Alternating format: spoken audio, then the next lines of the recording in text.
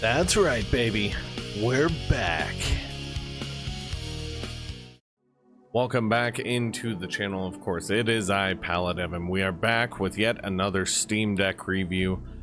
Guys, I really wanted this to be a good one. I wanted so bad for this to perform super well on the Steam Deck. And sadly, no matter where you play this game, the deck, it's gonna be a little rough to recommend, but I do have a solution to that problem. So let's go ahead and hit the nail right on the head. We are talking about Clair Obscur Expedition 33.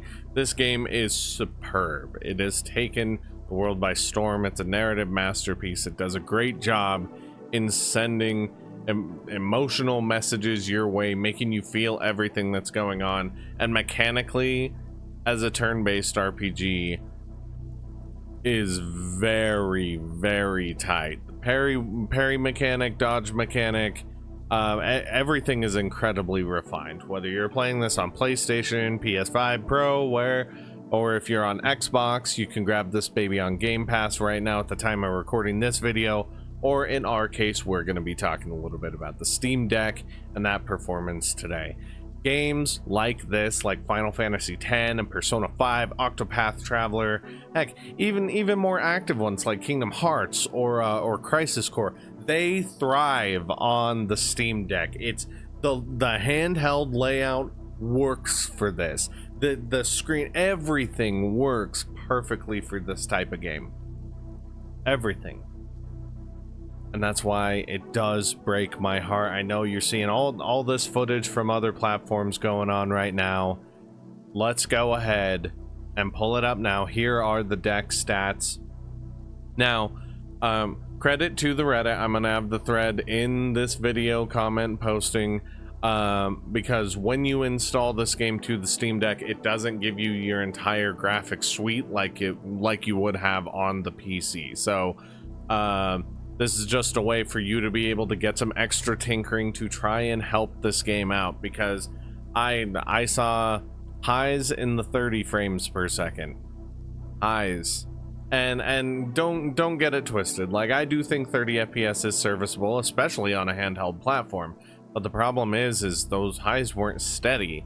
You'd be running around this area here at the beginning, and yes, I know there's pedals everywhere, there's crowds and everything, but even when you get into this encounter with the mime where it kind of switches gears, or if you're doing the tutorial section with Mael, like, you should hopefully, I would think, see the performance level out. But the sad fact is it really doesn't. It struggles, and I completely understand. This game is not a slouch. When you're running on the big platforms and everything, when it shines, it really shines.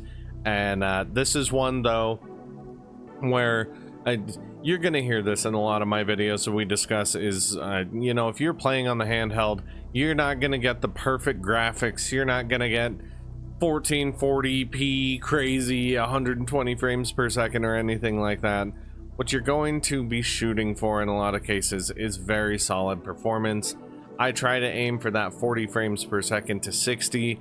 At the closer to 60 the better, of course, because my Steam Deck is a 60 hertz one. So that's kind of what I shoot for overall, and you're seeing firsthand she just struggles a little bit, but I did mention to you that I do have a solution to that, and it's not, believe it or not, going to involve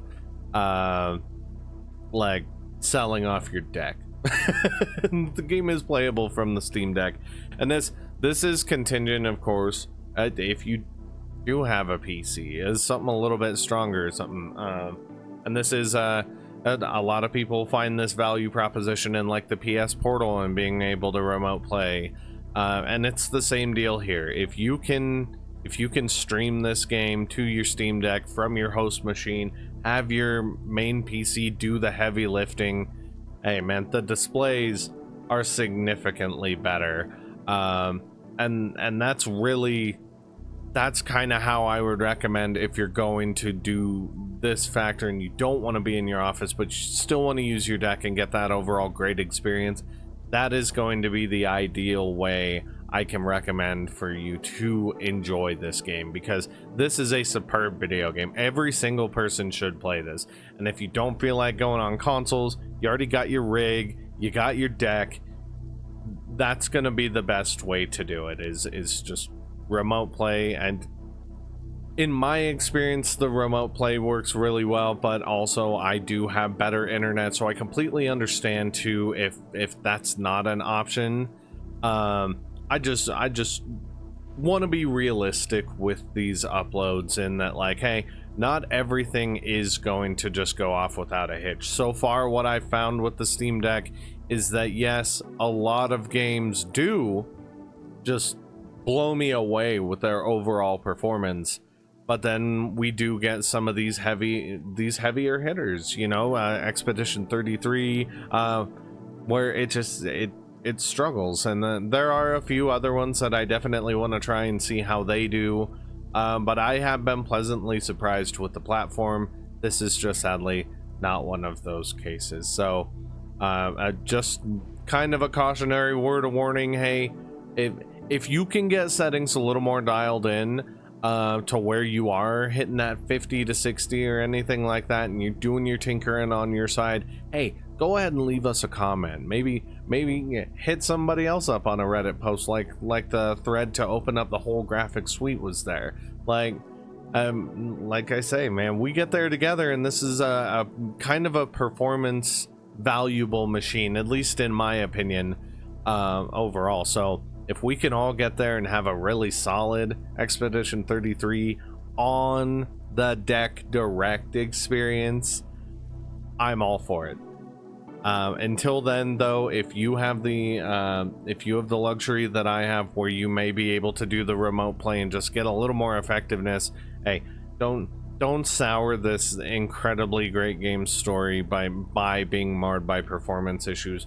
I have had that happen. I had that when Cyberpunk launched, and even on my rig, it limped, and I know that can completely just destroy a game overall, to where you may not ever revisit it again or something like that.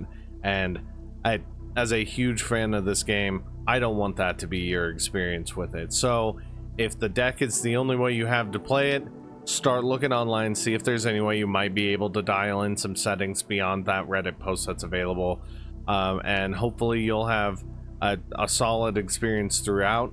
If not, hey man, you may just want to consider just waiting on this one a little bit. There's a chance they might come out with some patches to help with performance, and then before you know it, we're gonna have a beautiful Expedition 33. So I'm gonna leave this one here, guys, and I will see you in the next review.